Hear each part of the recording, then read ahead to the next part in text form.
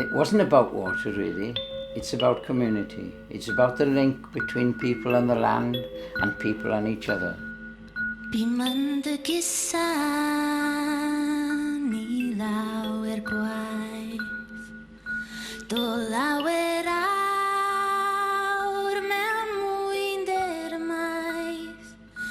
For me, it's a graveyard.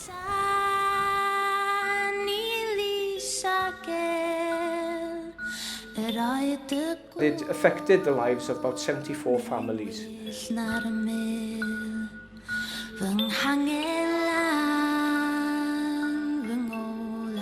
I would imagine that everything that was associated with that community was lost.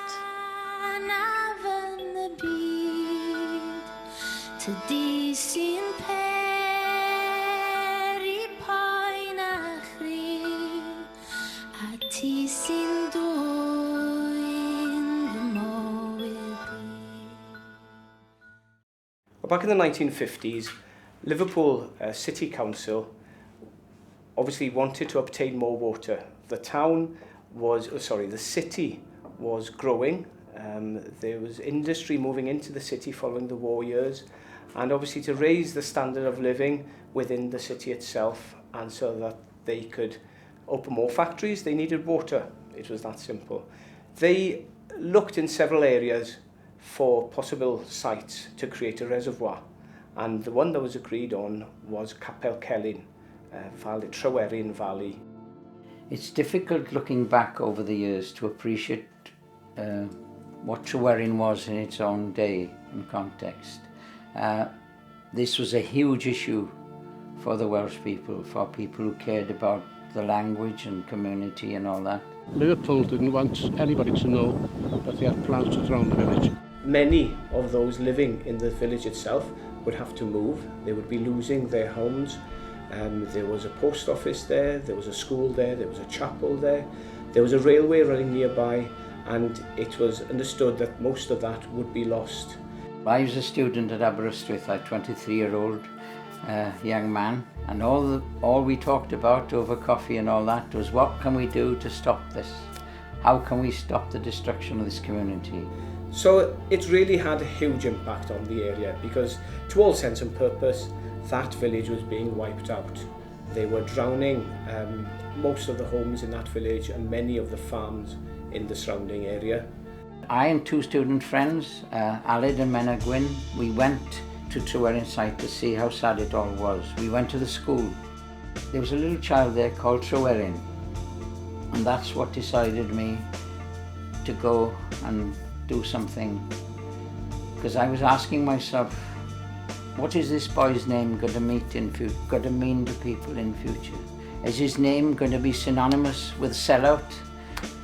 We didn't do anything. People who turned their back on an issue they should have made a stand on. And I said, no, it's not going to mean that. It's going to mean something else. This is where we draw the line in the sand, and this is where we make a stand, so that this name will be remembered in Welsh history in future times. The villagers set up groups, obviously, to protest against this decision that had been taken. And one thing that stuck in my mind is still there. All the people swearing at us. I was inspired, yes, by what happened. But the image came to me, or they come to me in the mind, so to speak.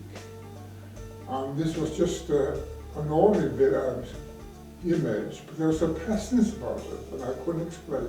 Like a peak or a bird, and it became a bird, if you know what I mean. After a few weeks' work, I saw the feathers like faces. And as a result of that, I associated with protest in Liverpool regarding the drowning of the village. And of course, I felt very emotionally involved creating it. I feel it's not only a political statement, but it's also a spiritual statement as well. A Welsh Assembly with a London-based party running it is no good. We need a Welsh party from Wales running the Welsh Assembly. And if Plaid Cymru, who'd made an issue of all this, had gone there and used non-violent direct action, we wouldn't have had to go there in the night to blow up a transformer. We climbed into the compound, and I was supposed to, because I knew how to use the detonation, I was supposed to use it, but being a very brave and foolhardy man, Owain insisted on climbing in with me. And he said, if you're going to get blown to bits, wiring this thing, I'm going to get blown up as well. It was quite safe. There was no danger to life there at all, and that was important to me.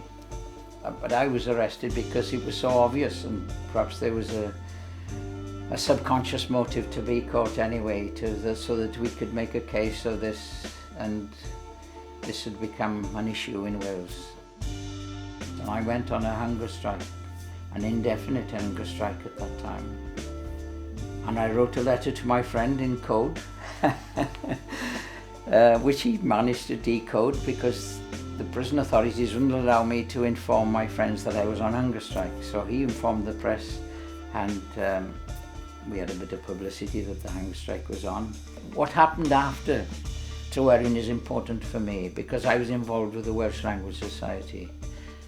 And when I was chairman, we adopted the non-violent method, and we've had 50 years of non-violent protest for the Welsh language. Looking back over my life, I have no regrets about Llewelyn or the life I've lived.